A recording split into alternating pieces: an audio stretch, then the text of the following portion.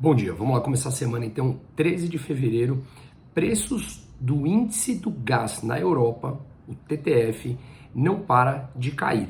Ele porque justamente está chegando o final do inverno na Europa, o estoque está na casa de 65%, quando a média dos últimos 10 anos é de 54% de estoque, então há mais estoque do que se esperava. Consumidores residenciais conseguiram gastar uma média, em alguns países, até 25% menos do que se gastava antes dessa crise. E além disso, a gente tem o segundo maior exportador de gás natural americano, que voltou a embarcar, voltou a vender depois de ter um problema em uma de suas plantas e ela teve que parar por um tempo.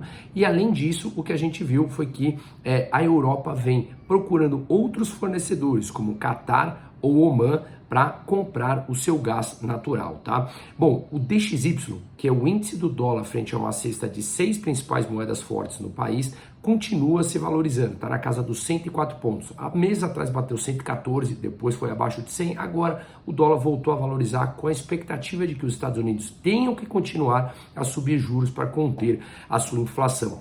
Dentre essas 6 moedas, uma que caiu mais, a detratora, foi o Ien, o japonês. Justamente pelo novo presidente do Banco Central, parece que não terá uma posição tão hawkish, ou seja, que não vai querer subir os juros do Japão, como se espera e que, na minha opinião, terá que subir, porque o mundo inteiro subindo, se só o Japão não sobe, lembrando que o Japão é o único país no mundo com juros real negativo ainda, a sua moeda desvaloriza, e a moeda desvalorizada leva a uma inflação. Ainda nos Estados Unidos, o sentimento do consumidor veio acima do que se esperava, mas membros do Banco Central vêm falando que os Estados Unidos terão que subir juros provavelmente acima de 5%, que eu concordo, porque o mercado de trabalho segue muito forte e isso pressiona a inflação como um todo. Lembrando que a expectativa de inflação nos Estados Unidos subiu de 3,9 para 4,2. Então, isso também leva o mercado a crer que os Estados Unidos terão que continuar subindo juros, isso impacta o mundo todo. Suíça, a inflação veio 3,3%, acima do 2,9% que o mercado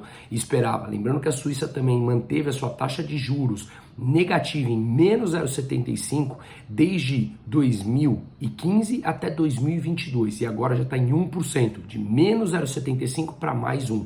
É uma alta brutal num pouco espaço de tempo, tá? Aqui no Brasil o cenário de crédito segue extremamente complicado. Lojas Marisa com uma dívida de 600 milhões, pode ser, há já conversas de que entre em recuperação judicial e isso pode levar a problemas maiores de crédito das empresas conseguirem crédito nos bancos brasileiros, justamente por cada vez ficar mais diligente ou mais preocupado com o que está acontecendo.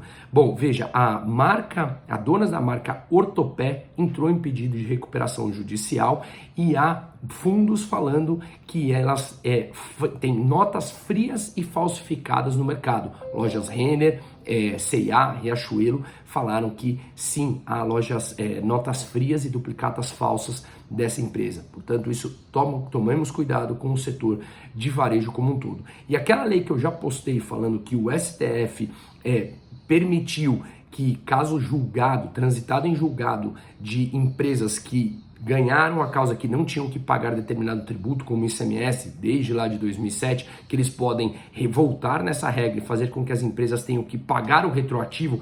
Barroso veio no final de semana falando que as empresas deveriam ter provisionado, mesmo já tendo ganhado essa causa. Enfim, a insegurança jurídica brasileira, isso pode afetar o caixa, por exemplo, em 290 milhões do Pão de Açúcar. Veja, isso leva a insegurança jurídica, insegurança econômica, que pode afugentar investimentos e isso pode encarecer o crédito e mais, ir na ponta lá com as empresas tendo que gastar mais do que estava previsto e, obviamente, acabar mandando embora. Isso impacta no desemprego. Veja como uma medida como um todo envolvendo burocratas impacta diretamente no emprego final e isso é uma catástrofe. Insegurança jurídica, insegurança econômica acaba com os investimentos num país que leva inevitavelmente a maior desemprego. Uma ótima semana para todo mundo.